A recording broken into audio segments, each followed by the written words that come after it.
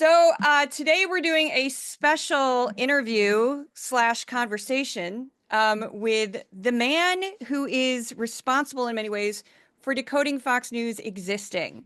And that would be Jeff Jarvis, who is, can we say semi-retired? Are you semi-retired from I teaching? am emeritus, which is Latin for old. Okay.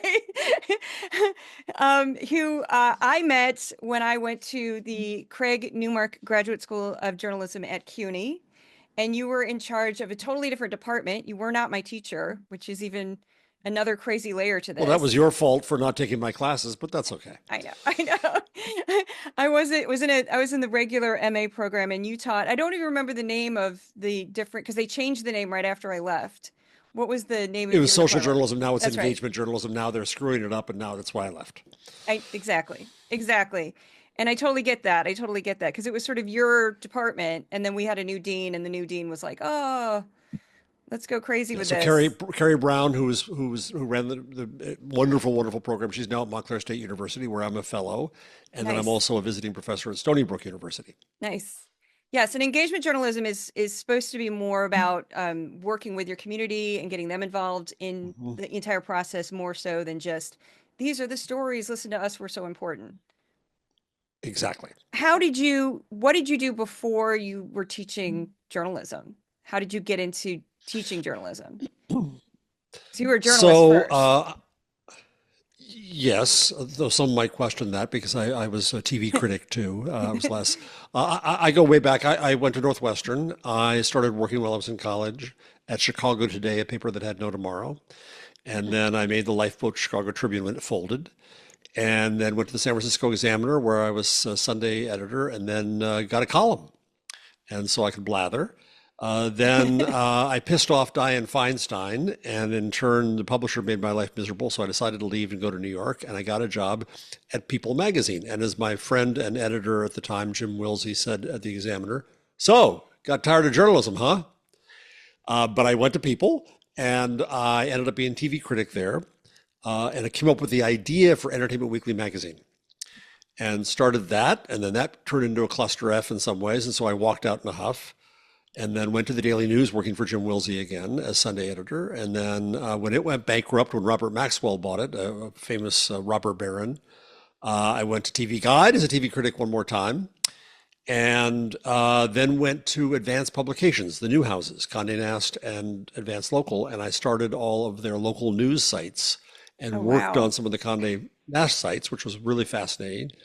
And then decided at some point I kind of had trying to bang my head against the wall of the future with newspaper publishers and decided to go teach. So I was the first professor hired at what was we then just called CUNY, but is now Newmark, because I was the crazy online guy. Oh my I God, wasn't scared of the hilarious. technology. Oh And wow. then others were hired, and it was a wonderful experience until it wasn't for many, many years, and loved being there and loved the school. And then left now officially last September.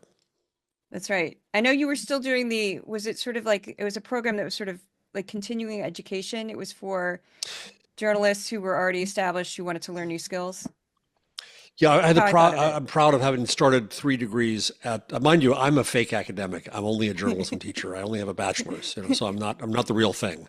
Um, I created the entrepreneurial journalism program, which Jeremy Kaplan then taught, and then I created the engagement journalism program, which Carrie Brown directed, and then also started the news innovation and leadership program, which was an executive program for That's people who right. were already here trying to change the world, which Anita Zelina then carried on and started. And I'm very proud of those programs because they hit different goals and different ways to also change the school itself by osmosis. Exactly. Okay. And yeah, I was just regular boring MA and I ended up weirdly in business, which made no sense, but that's a whole other story. And basically, I wrote a capstone, which is the equivalent of a thesis, basically. And my capstone was on right-wing journalism, and if you want to call it journalism, right-wing propaganda, I should say. And it was modeled very much like Decoding Fox News, but the only Fox in it was Tucker Carlson. That was it. and I turned it in, and you kind of knew about it because I had been talking about it on Twitter, and you were Hmm. intrigued.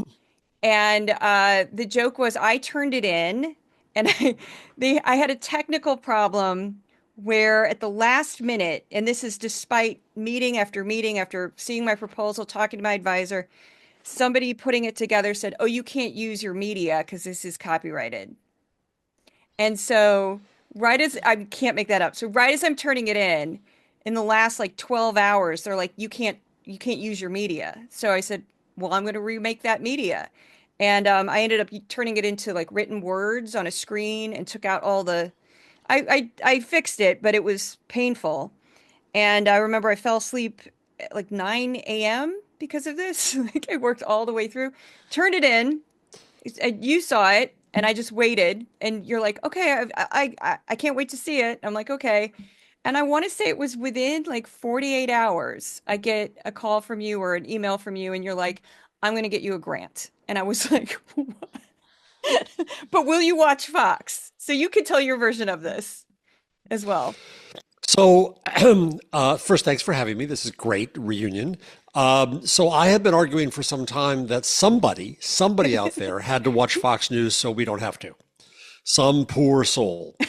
And I would go on, I haven't been on MSNBC in 3 years, but back in the day, I would go on MSNBC and I'd say, you should do this on MSNBC. You should be telling the world what Fox News is covering and not covering. And they'd, grin at me, and that was that. That may be the reason I'm not on anymore because they don't like talking about media. So I did teach you briefly in orientation, and you were tough That's on true. me. I You was. you asked hard questions. You were dubious. Yeah, and I valued that. So when I saw your capstone, I said, "Here is the person, perhaps, to take on this tortured role, but necessary role." And asked, what do you think about doing? You watch Fox News, so we don't have to. And you glommed onto it. And I then had the Tau Knight Center for Entrepreneurial Journalism. I had some money there, and I managed to put through a grant.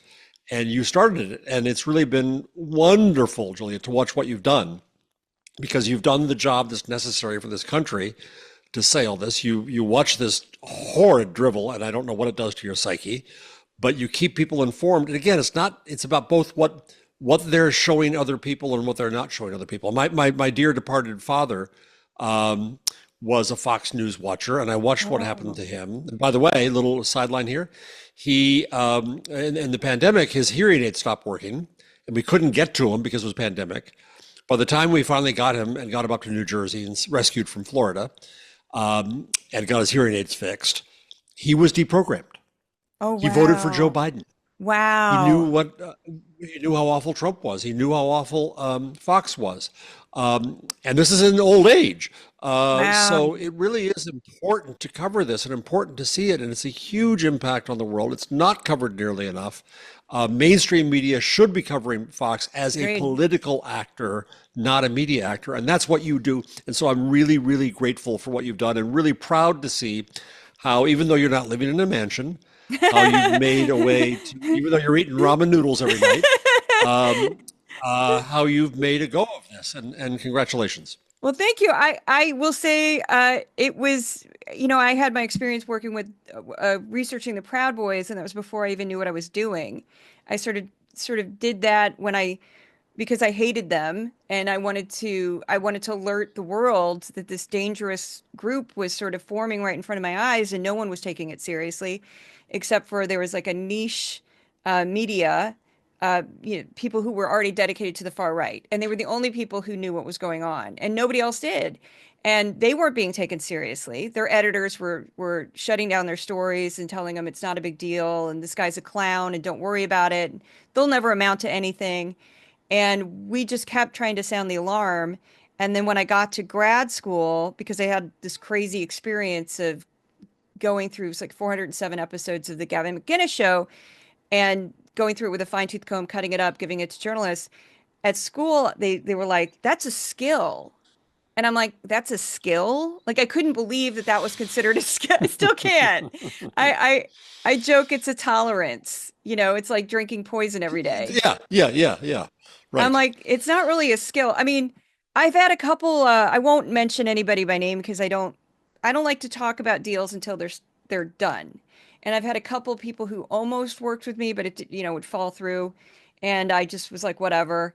And one woman said from a publication I won't mention, she said, you have a good eye for it. It takes an eye. You also have to see what is Hmm. interesting and what's useful. Not everybody can do that. And I don't really know what that is. I don't really know what that means, but I was like, okay, thanks. And it does take practice. And the one thing that's frustrating for me with this job and for other people that cover it is when you do it all the time, sometimes you miss stuff because you've become desensitized. They'll say something horrible. True. And for me, it's so normal at this point that I won't think to clip it. And then I'll see Aaron clip it or Asen clip it or Kat clip it. And I go, oh, I should have clipped it. And there's that sense of sometimes I miss something because it's become normal to me. And that's something I have to constantly fight. Well, yeah, and one of the important things you do is add context to this is why this is awful. This is why this is Yeah, I important. This is try. I why try. this matters. And to explain that. And I imagine the repetition must be numbing after a while. I mean, how often can you point out the same horrendous thing that they do? And is it really productive to keep pointing it out? Yeah. I don't know because the world seems numb to it at this point.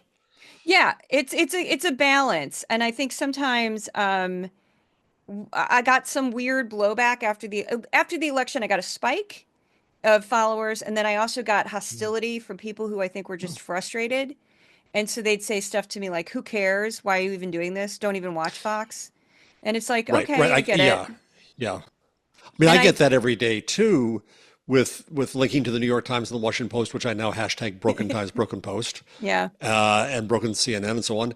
And people get mad at me and say, why are you still linking to them?" Well, I'm a media critic. It's what I do. You were For doing years. brave work. I mean, when 2016 happened, I raised a bucket load of money and gave it away to efforts for disinformation and so on, some of which I think was probably misdirected. Not that the efforts weren't all good, but I think the problem isn't information and disinformation. I think the problem is belonging and vulnerability to cults, and that's part of what you cover. Yeah. But you were doing really, really brave work, and there are very few people like you out there. Joan Donovan, who's now at Boston University, who was then at Data and Society, was doing this kind of work of embedding herself into these rather scary cults. It was dangerous work that you were doing. I was concerned for you Yeah.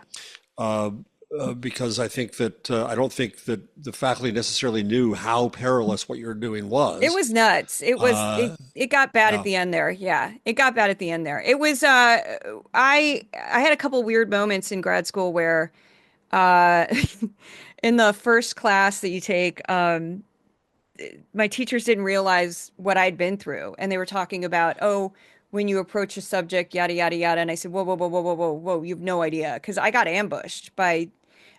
got ambushed by New York Daily News. In what had happened was, to tell the story is a little complicated, but I'd sent a clip, like a little tiny flash drive of the Proud Boys to a bunch of people, and the governor got it, and it was the same day as the pipe bombs that went out. And I had nothing to do with the pipe bombs, nothing to do with it was just a total fluke. And Cuomo freaked out, assumed this 2 ounce flat, his office assumed this 2 ounce flat padded envelope had something to do with the pipe bombs when it was a flash drive that was this big. It was 2 ounces. And I called them and said, "Yeah, you guys know that's nothing, right?" They're like, "Oh, yeah, we know it's nothing now. No problem. And we knew it was you because you paid for this with a debit." I said, "Yeah, because I just didn't want to be in the paper. I don't want my name in the paper." Okay, okay. Then they came to my apartment that night, and I had plainclothes detectives in my tiny apartment interrogating me. They thought I was involved with the Proud Wow. Boys. Yeah, that happened. And I was very chill about it. I foolishly let them in my apartment. Um, but they were talking to me and said, "Well, can you give us everything you have to make sure that, your story is true?" I said, "No problem. Here you go." And they never charged me with anything. They actually called and apologized later, saying I was cleared of any wrongdoing. And the next day I come home and there's a reporter in my lobby, and it's somebody from New York Daily News. And they had figured out who I was from the police, what do you call it, scanner?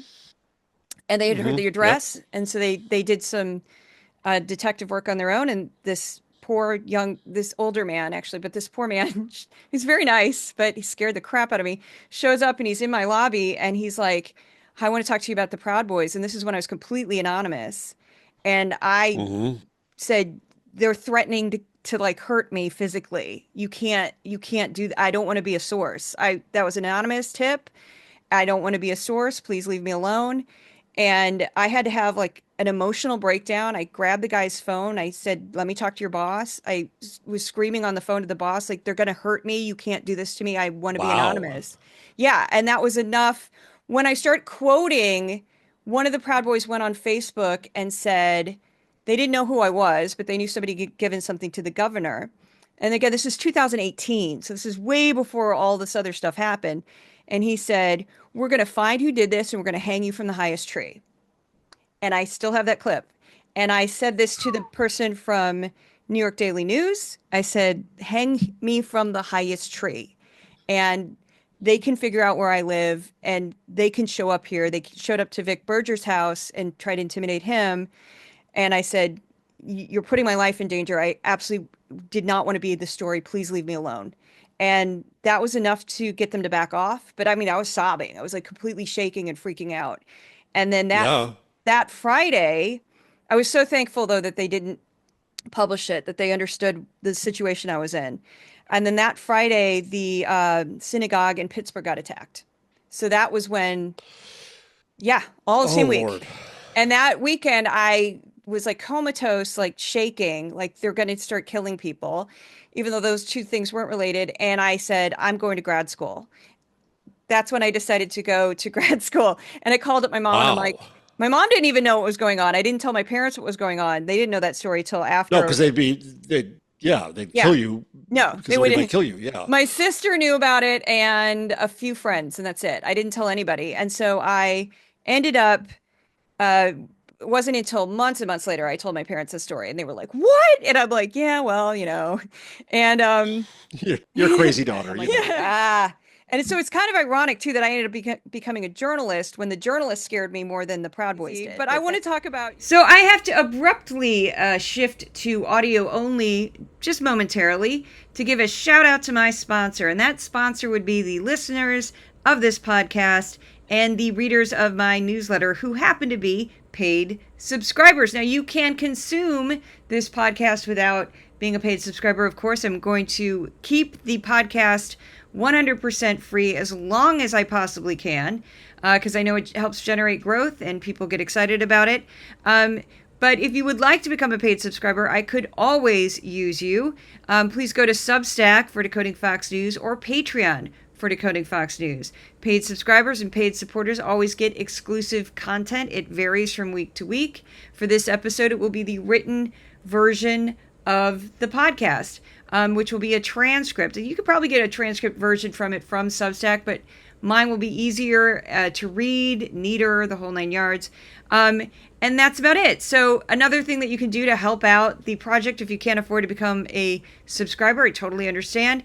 You can share the podcast, share the newsletter, give me a good review on whatever platform you listen to this podcast on. That always helps tremendously. And don't worry, this is the only commercial you're going to hear during this episode. I won't be selling anything else because I have no paid subscribers. I have no paid donors. I have no puppet strings, as it were.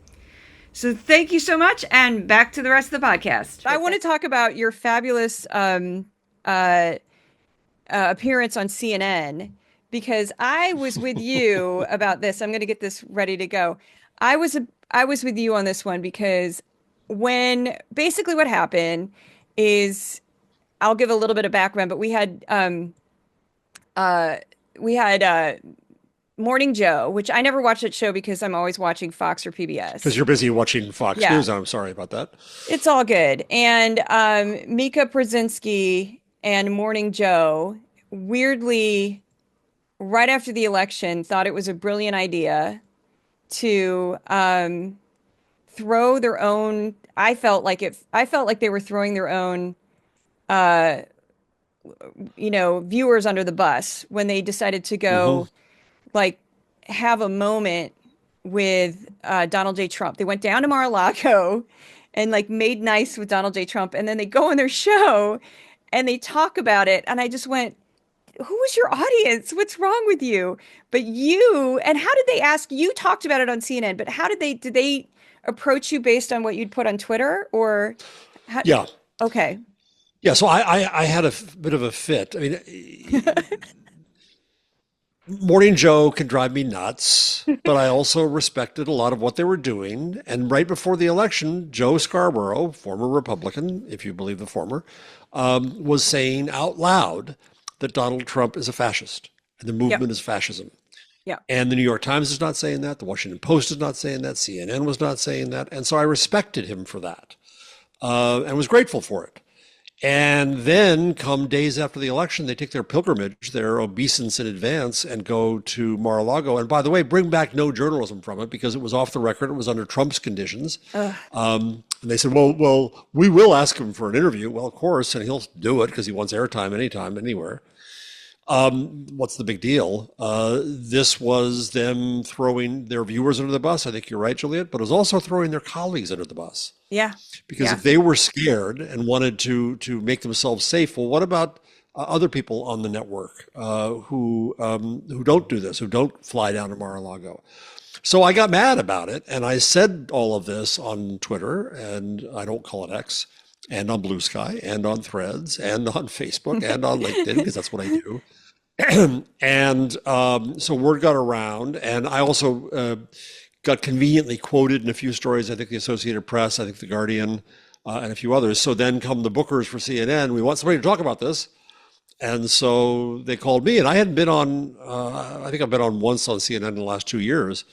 So I hadn't been on much. But there I was driving into Manhattan in the night to be what they called the fifth chair on a show with two from the left and two from the right.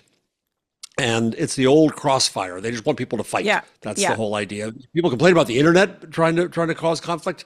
Their business model is conflict. Yeah. And so they have the two and two plus the host, and then somebody like me comes in as the fifth chair they can all yell at, and that's how I got there. Oh my God. And you did I'm going to play, I made two clips out of it. These are the shorter clips that are only about 2 minutes each. I'm going to play the first one and hopefully let me know if you can't hear it. But here we go. And this is from, I have the date on there, November 8th. You know, it was only 2 weeks ago today that Joe Scarborough was calling Donald Trump a fascist. And I was grateful for that because he had the courage to do that when the New York Times and the Washington Post and CNN and NPR did not face the fascism at the door. And now it's inside, and he goes and visits. And what's so upsetting about that is obviously I've identified myself now as a liberal, and NBC was kind of all we had. The New York Times and the Washington Post has angered liberals tremendously through the coverage. CNN tries to be balanced and do this. MSNBC was the last liberal outpost of media. And I know you might start laughing at me. The New York Times, the Washington Post are liberal. We'll disagree about that. But MSNBC was that. And there was no good reason to go and pay obeisance in advance. Nothing journalistic came out of this visit. They came and it was all off the record. Oh, we're going to ask him for an interview. Well, obviously Trump's going to want the airtime. That's fine. No value came. And they went on bended knee. And it was, I think, in the end, a betrayal of the staff at MSNBC who do still criticize Donald Trump, who now feel that they are in some jeopardy because of that, because he has threatened the press. And so I think that it was a bad moment for Joe and Mika. And I'm going to think that MSNBC for me, starts about 4 p.m. It was so great. And I wanted to just comment, I don't know if you intentionally meant to do it, but do not obey in advance is one of the tenets to fight back against fascism. I believe it's Timothy Snyder. It might also be Jason Yes. Stanley. It's Timothy. Okay, it is Timothy Snyder.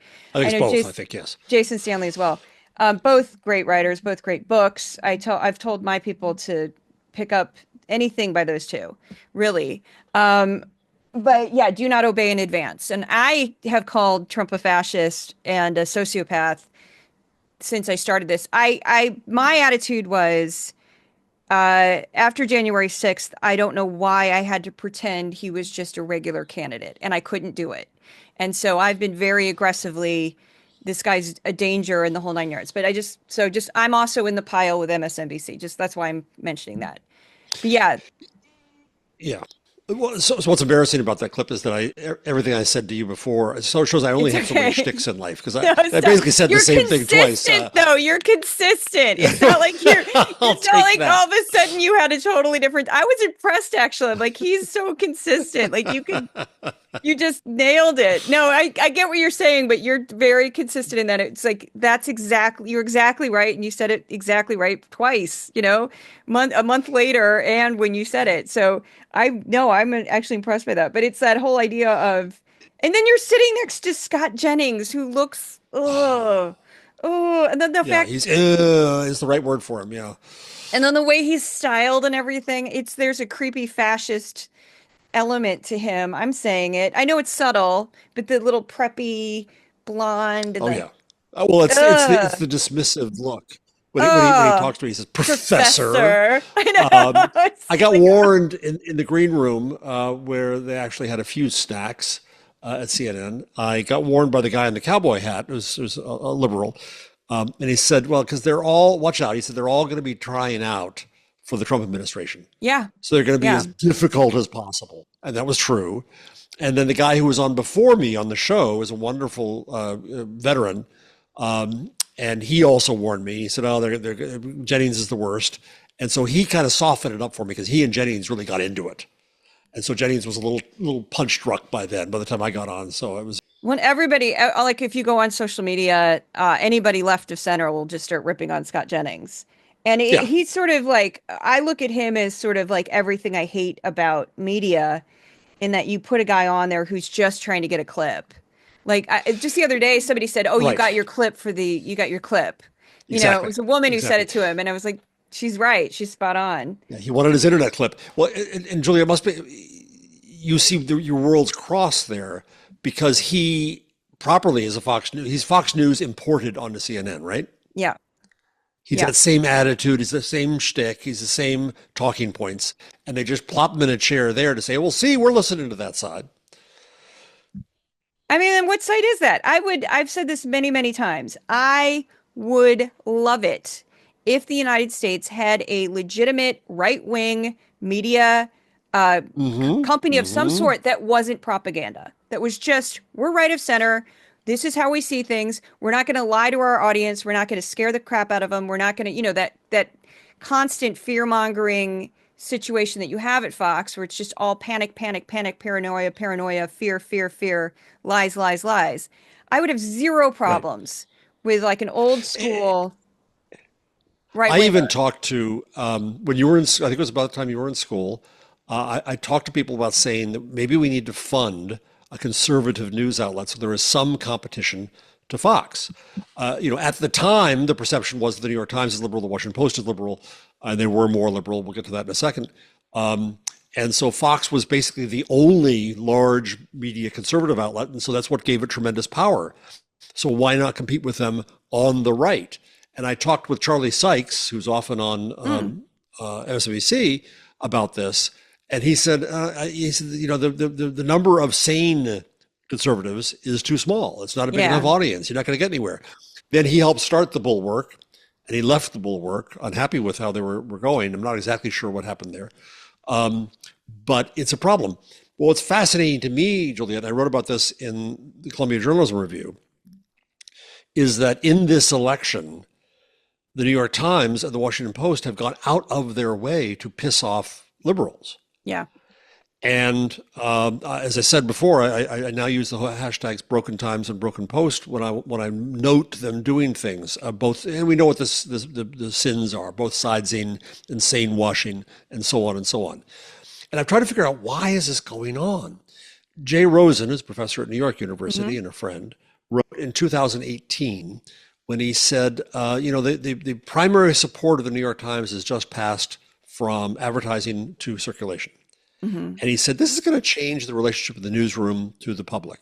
And he wasn't Hmm. necessarily sure how. So my theory building on that is in this last election, what the Times especially, but also the Post after Marty Baron was doing, was saying to their liberal readers, see, we pissed you off. We're showing you don't own us. Oh, And it was a terrible business decision, in my view, because they were pissing off the last people who were loyal to them. Now go to Joe and Mika. They made the same bad business decision because they said after the election, oh, we were wrong. Gee, there's more Trumpists out there than we knew. No, we need to be nice to them. Maybe we can get some of them as our audience, which of course would never happen. That never. audience is never going to read the New York Times or the Washington Post or watch MSNBC. But in the process of trying to suck up to them, they piss off the only people who are loyal to them. Yep. So MSNBC's ratings are now down by half. Part Yeah. of that is the exhaustion. Same people who say to you, why are you doing this still? Yeah. But part of that is disgust with what's happened. Now, there's other people on MSNBC I respect greatly, starting at 4 p.m. with Nicole Wallace. But a lot of it now, the day side of MSNBC, is disturbing. And I think it's now that it's going to be spun off from Comcast, I think they're in a terribly weak position. And I'm afraid we're going to lose them as the last outwardly liberal news outlet. This is the second clip, and then right after this, I have three. They're very quick clips from people on Fox talking about this. They're not talking about you, but they're talking about the kiss Oh, the yeah. ring No. situation. I would be looking at all my leaders and going, did you just BS me for an entire I 6 just weeks before the reread- election? I just reread Hannah Arendt's The Origins of Totalitarianism, and I cannot tell you how relevant it is to today. What has gone on in totalitarian regimes before is what is happening in this country right now. It is fascism. His generals called him fascist. Joe Scarborough called him fascist. And now the fascist is in charge. And it is journalism's job to cover it that way, not to back off and say, okay, well, that's it, we lost. Let the fascism happen. No. It says a lot more, actually, Scott, about them than it does about their beliefs, because they believe it. They just don't care because they believe in their own careers more. And that's the part that's disgusting to me. I was joking during the break that I'm going to recuse myself from this discussion because I may have mentioned I do host a morning show, a cable morning show that competes with Joe Scarborough. So I don't want to seem like this is sour grapes, but I am going to quote from broadcast news and say, let's never forget this is about us, not them. There was an element of that from them going down there. And then to treat it, I called it the Yalta conference, to treat it like it was the Yalta summit somehow, more like Reykjavik, like there's somehow these exalted high elected officials. It's just, again, I'm recusing myself, so I'm not commenting on it. I'm just noting it, Professor. It's noted. Yeah, and they acted as if they were doing us a big favor, and nothing of value came out of it. They acted a little bit like they were kind of caught and had to confess it going in. And again, I think that they didn't really think about their colleagues. One colleague, I think, very bravely subtweeted and said that one should not normalize, even though Joe said he was normalizing. Katie Fang did that, and I respect her immensely for the courage to do that. I wonder what all the other MSNBC hosts must have been saying as they sat at home and did a spit take, trying to figure out what to do now. And it puts, I think, them all in a difficult position. Yes, the ratings are down on MSNBC. The ratings, I think, here are down too. I don't think it's because it was liberal or Democrat or conservative. I think it's because we're all exhausted. We're terribly tired. But we also need journalists to be able to represent our interests and to cover what's happening and not kiss the ring. That's what I was so disgusted about, because I was like, what are you doing? Like, who's your audience? What are you doing? Why would you do that? Right. This is insane. So I'm going to play very quickly for you. This was a few days after you said that. This is from November 21st. This is Hannity kind of making fun of this. It's sort of like, the vapors. I'm going to faint. Joe Mika, fascist, Nazi, racist, threat to democracy.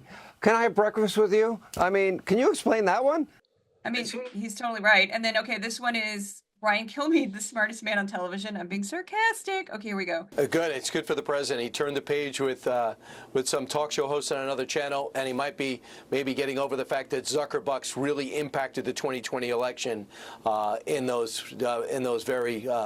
the battleground areas. He meant me and Joe. I know he did, because there was something before that. And then this is Charlie Hurt. for America. He's always been a kind of an entertainer. I mean, he's of that ilk. But isn't it interesting, Richard, that he's a dictator and he's a fascist and he's all these horrible things, and yet he opens his home to Joe and Mika, and Zuckerberg gave, I think it was $400 million to Biden, and he opens his home up to Zuckerberg. Boom! Don't give them ammo. Yeah. I'd rather. You know, It's like I was going to say that I'm grateful to his generals for having used the F word fascism, because then Scott Jennings and Fox couldn't really argue. The word was there in public. It wasn't just crazies like you who might use the word. It was generals. And that changed the nature. So that changed what they had to do rhetorically. Well, you thought he was a fascist, and now you go visit him. Aren't you, laughing at them for being, they were laughing at Joe and Mika for being hypocritical. yeah. I mean, That's a really low bar in life.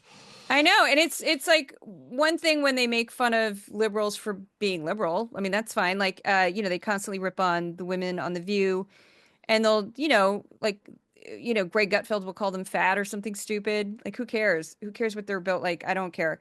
Or they'll say something stupid, like, oh, they don't like this, or they like trans people. Oh, okay. But don't give them ammo like that, where it's just like, I'm a hypocrite and weak, and I'm going to go kiss the ring of someone who doesn't respect me, doesn't care, openly disparages my entire profession, wants the press to just worship him. He wants no criticism. He's ripped on Fox. There was a point when I watched 9 hours of election night coverage, and I went from Fox, and I also watched all of PBS's coverage, and it was about the same length.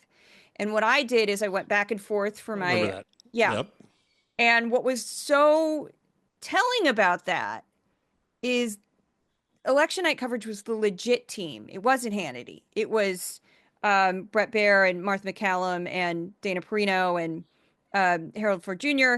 and a few other folks. I always forget his name. Brett Hume. And they really didn't look that excited that Trump won. It was subtle, but they were just like, did you sense that they were just like, here we go again? It's just, and he's attacked them directly by name. So, and Fox has already fired a bunch of its legit people, legit news team. They did after Dominion. So it was very interesting to pick up on that it was subtle, because Hannity was over the moon before they'd even called it. Hannity was over the moon.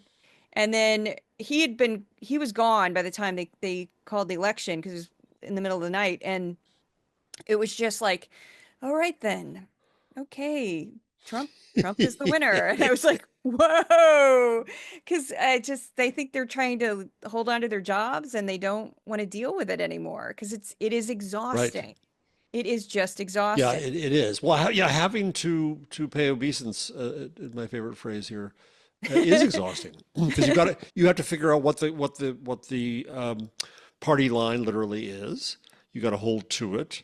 You've got to ignore what you actually think. Question for you.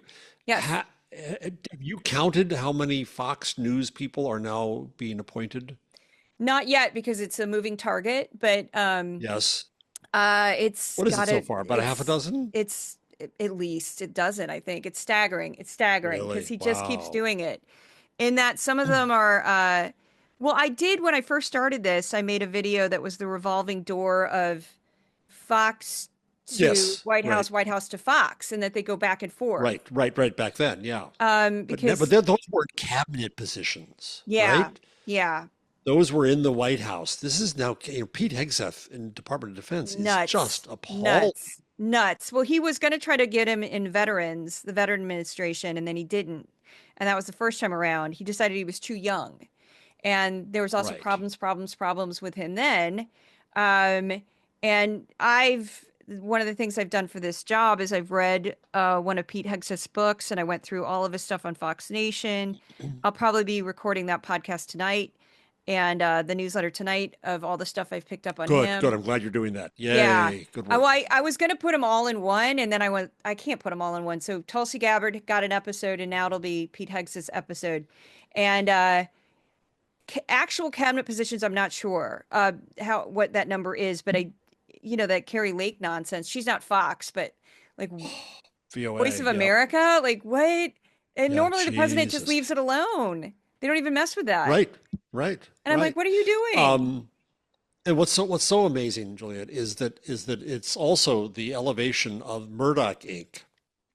to shadow party, Yeah. right? It's been the voice of the party, and now it's providing people into power, and it's frightening. I'm just finishing listening to a book by an Australian journalist who's at Crikey called "The Men Who Killed the News," I think, by Eric Beecher. And it's he tries to do all of the moguls, but that's really all just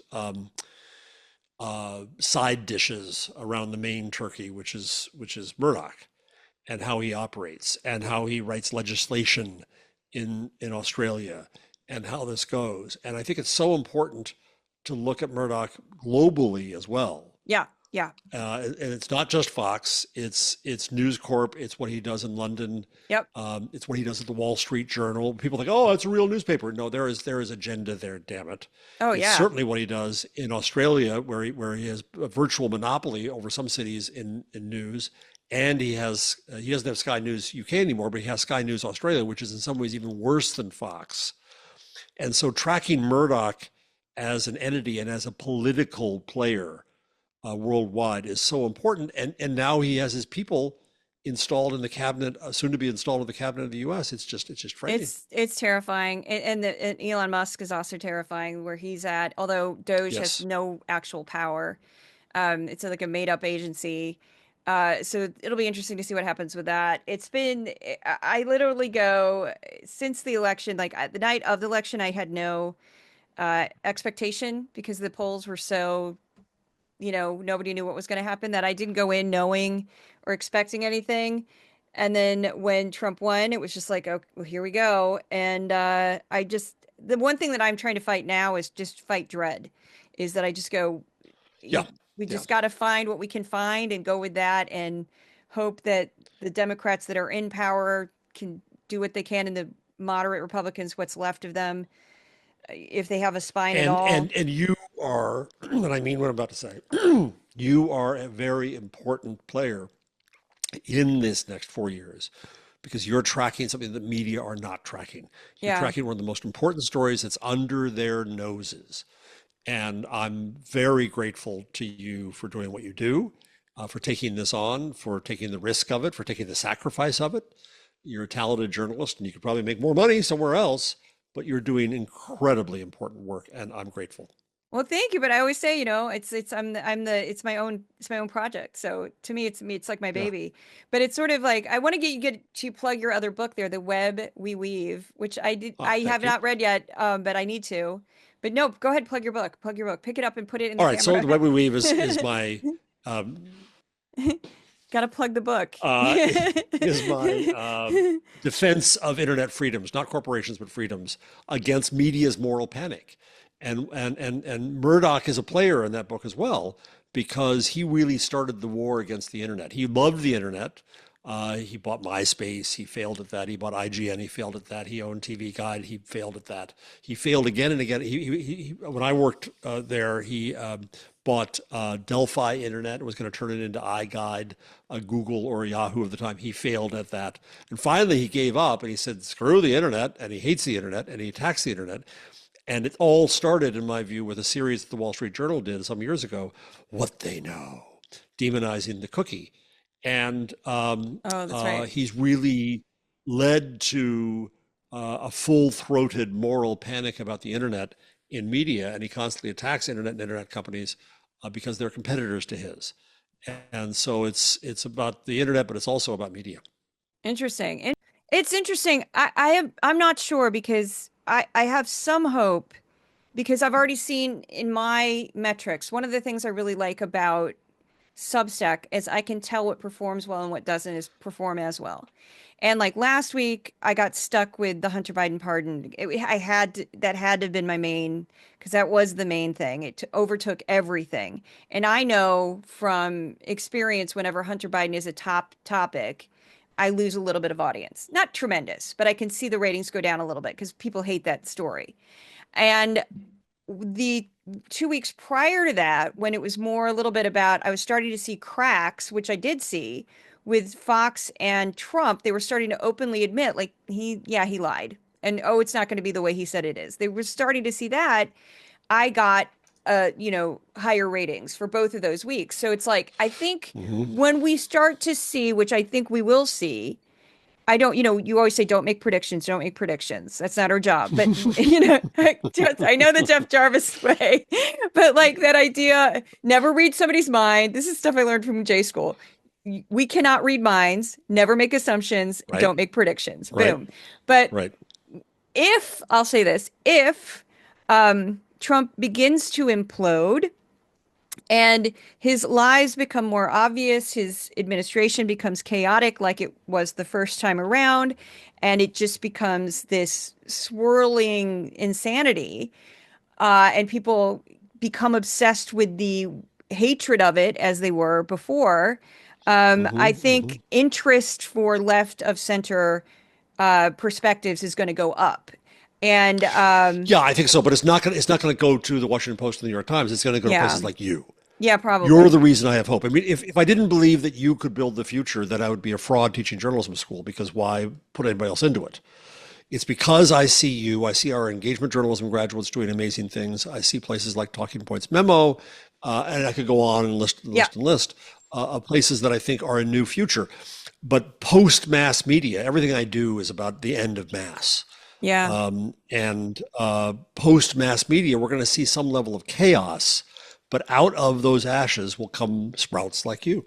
Well, I think that, thank you for saying that, but I also think that I have hope when I see stuff like basically the nonprofit model, and with like ProPublica and other places like that, where I know with local news, PBS has done a lot about this. They've done a lot of journalism looking at local papers and how they're surviving.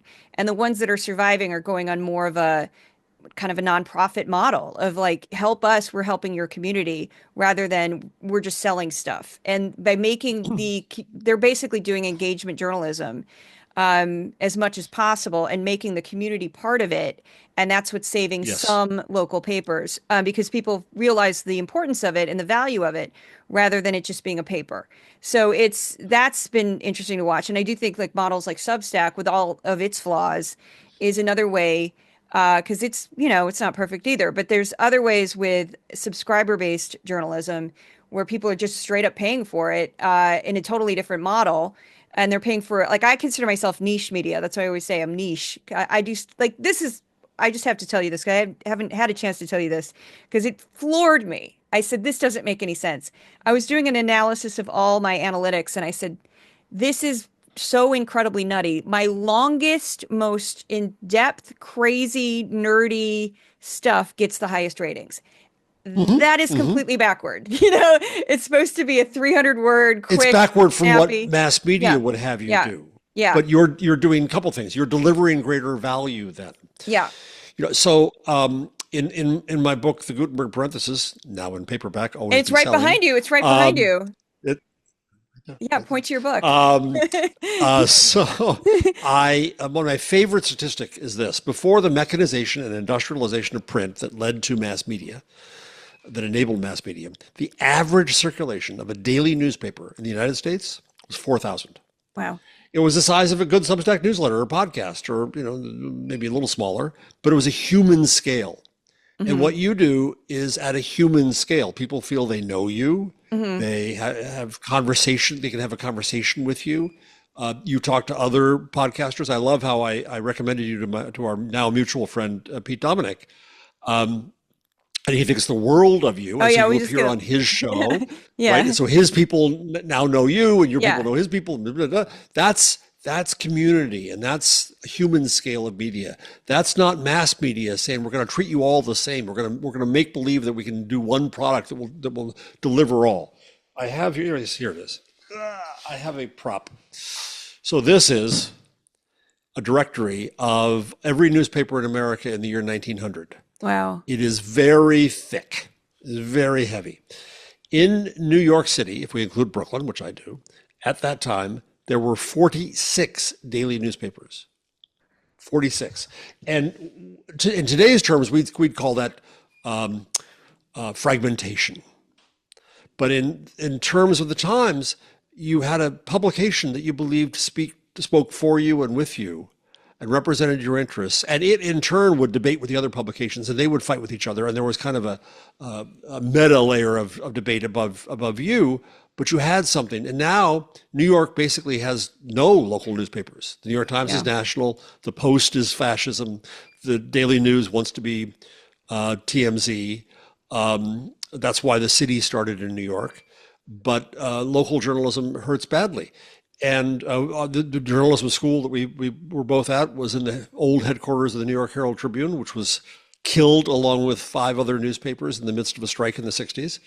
This is where we are now, where we have these huge entities that don't serve us well. Yeah. And so coming down to your scale, and then you're right, the expectations are different. When you do something long and wonky, that's what your people want. Yeah, it's crazy. Because they want that value, they want that depth, right? Because there's someone from an unnamed publication, I won't say, and this person had said, "Oh, you could do 600-word articles for us," and I was like, "Okay," and it would be like based off my videos, and I was like, 600, that's actually harder when they're that short, and I said, "Okay." And that actually just fell through. And I have no idea what happened. I just never heard from them again. And it just went, whatever. And it was very unprofessional. This person was like, oh, let's have a meeting. And I just never heard from them again. I just went, I guess she didn't like me, whatever. I may have intimidated her because when we were talking, I said, well, she said, what do you vision yourself as? I said, I'm building my own empire. And I didn't think anything of that. And I thought later, it may have not been the smartest thing to say to a CEO, but I was like, whatever, it's not a big deal. But I wasn't looking for a job. They called me. So that's why I didn't really care. Mm-hmm, mm-hmm. So, and I think that may have been a thing. Well, I'm so amazed that you've made a go of it independently. There was a time when I was trying to say, somebody has to buy Juliet. Somebody has to save her. But you didn't need saving. No, I knew, I'll tell you when I knew that this was a commercially viable project. And it was way before. I'm at 18,000 subscribers right now. That's not paid, but it's 18,000 total. And it was around 6 months that total strangers, I did not know. I didn't put my Venmo. I didn't put my PayPal anywhere. They were hunting me down and just giving me money. Yeah. And it wasn't a lot of money. It was small amounts. But I went, why are these people giving me money? I wasn't even asking for it. And this was on the grant and not even a year in. And I would get like a $50 Venmo. And I'm like, what? And I'm like, that's a what? And then, and I had at the time I'd have like 400 followers or something. And I'm like, that's crazy. And then I just kept going. And because people were doing it on their own. And then about a year in, I kept getting more and more. Substack wants you to get paid subscribers, so they don't stop people. Mm-hmm. And what had happened was I had a pile of people who said, when you're ready, and the money was there, we want to pay for your subscription. And I went, okay. So I had like 5 or 6 of them ready to go. And I went, I might as well just do this. I was scared to do it because I'm like, I don't know if I can keep up with the pace and have enough content for them. Yeah, yeah. So I went ahead and said, let's do this. I'm going to try. And it, peaks and valleys. And now I'm at a point where I gradually grow, and then I have spikes that are very dramatic. And my work on Project 2025 was a huge spike, and other things are huge spikes. Great after work. The election. Yep. Thank you. After the election was a huge spike. So it's one of these things where it's just you hang on and you hang on for dear life. And Aaron Rupart's been very helpful because he's a much bigger following. So there have been other lights that I've just like looked to, like if they're doing it, I can do this. And Charlie Sykes was an early adopter, paid subscriber right off the bat, like very early. Wow. I want to say he was guy. Like the first few months. And I was shocked. I'm like, Charlie Sykes is a paid subscriber. What? And I was like, what? And like, there's a few other people that kind of blew me away. Like I just couldn't believe this was happening. And I'm like, I guess keep going, keep going. So I like being independent because it's the freedom of it. I don't feel like there's Yeah. puppet strings or anybody influencing me. And that's why I'd rather make less money and be on my own thing than have somebody swoop in and then try to mess up this whole, you know, So two questions for you. yeah. One, I'm grateful you do what you do, but I'm also cognizant that it's a burden. And so I guess these are related questions. One, what does it do to your psyche to be watching Fox News all the time? Which leads to two, do you ever say, I'm going to hit a point where I just can't do this anymore? I might hit I don't want you to say that, but Um, I could well empathize if you did.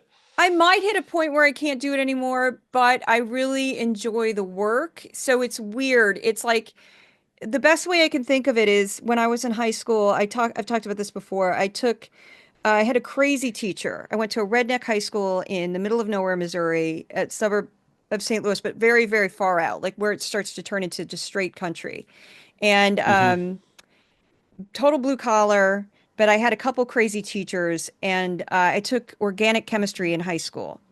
And organic chemistry is a pre-med class. It's incredibly difficult. It's all about the carbon element and the molecule and how it sticks to everything and these crazy chains that it makes and how it's in every living, we're carbon-based life forms because carbon's everywhere. And I always liken this to organic chemistry because organic chemistry, I know this sounds weird, was the hardest thing I've ever studied in my life. It was harder than anything in grad school. It was harder than anything I studied in regular undergrad. It was just what? But I loved it because it was so hard and it was so challenging. And I feel the same way about Fox in Got that it. it's never it is, although it is very repetitive, it's always kind of like, can I figure out a new way to get them? And it's sort of a puzzle. I view it as a puzzle, and it's like it's a hunt. Every time I can get them, if I could just kind of shiv it, like when I get something that makes them look just terrible, or when I get something that goes viral, it's just like, yes, and that's what keeps me going is it's always interesting. And when I have had success, it's just my favorite one when I told Pete this was when I did, because it was so dumb, but it worked. They had a woman on who is that person? And I've learned, look up every single guest. Don't ever let a guest go. And I'd start doing this with their panels because I noticed they kept using the same people. So they had a woman on for a panel as she was a undecided voter. And I found out they had used her as an undecided voter for like 4 or 5 years. They just had her keep coming back. And when I figured this out, yeah, it was kind of hilarious. And I put it together. It took me about an hour to put the video together because I had to research and capture all these old clips of her and then make it short enough that it could fit on Twitter. And I put the dates really big across her face, like every time she was on, like just to prove how ridiculous this was. And every time, sometimes they had her on as a mom, but a lot of times it's like undecided voter or independent voter. And I'm like, this is ridiculous. Haven't she made up her mind yet? Anyway, but they had her kept coming on, and that one went crazy viral, and I didn't see it coming. And that one blew me away because I'm like, that's at like 2 million. And what? I thought that might do 20,000 and it's at 2 million.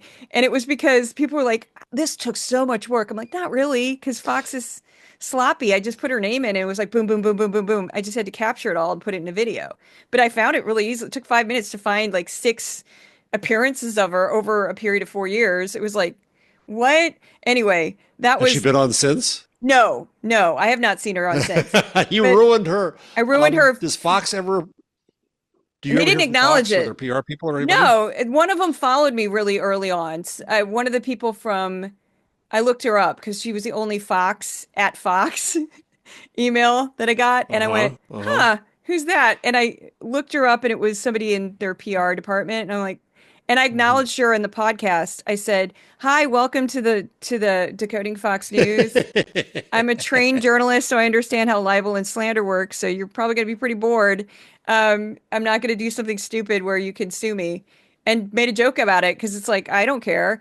And, but they've never contacted me or said, take that down or threaten me. Because I think they know if they did that, it would just Oh, backfire.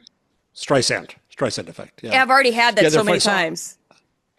when I worked before I came to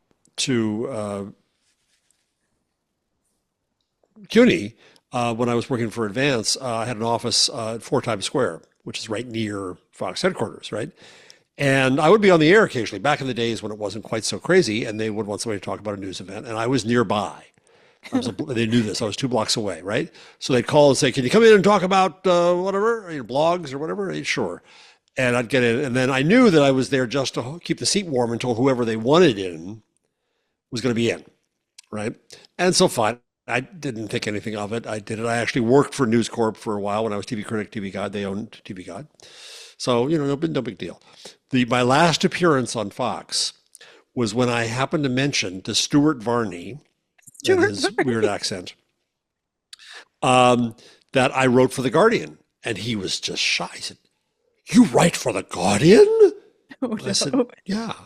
And the segment ended very quickly. And that was the last time I was ever on. Which is fine. Oh, I wouldn't go on today. Would you go on if they invited you on? no.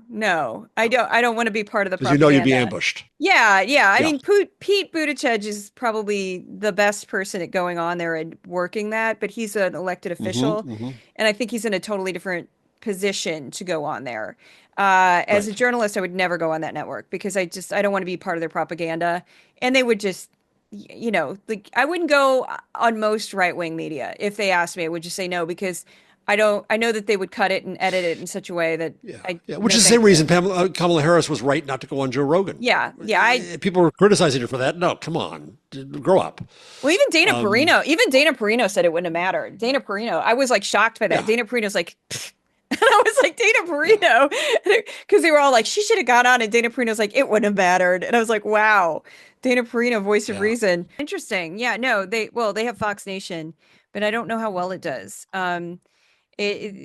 Tucker Carlson used to complain all the time. He had a bunch of shows on Fox Nation, and he'd be like, nobody watches this. It would like come out of him, and Yeah. I'm like, Yeah. oh, whoa, like he'd have these moments where you could see him like lashing out at the corporation, and that's kind of why he got one of the reasons why he got fired. But and that was like 10 birthdays for all of us. But anyway, Yeah. Yeah.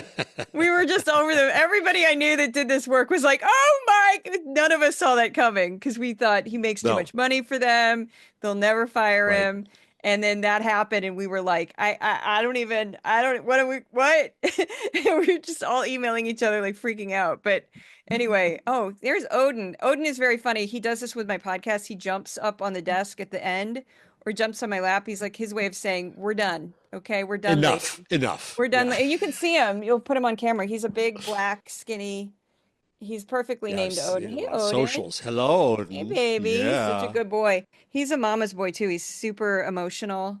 And Thor's my little destruction cat. He wrecks everything. And then Odin's just like, why aren't you petting me?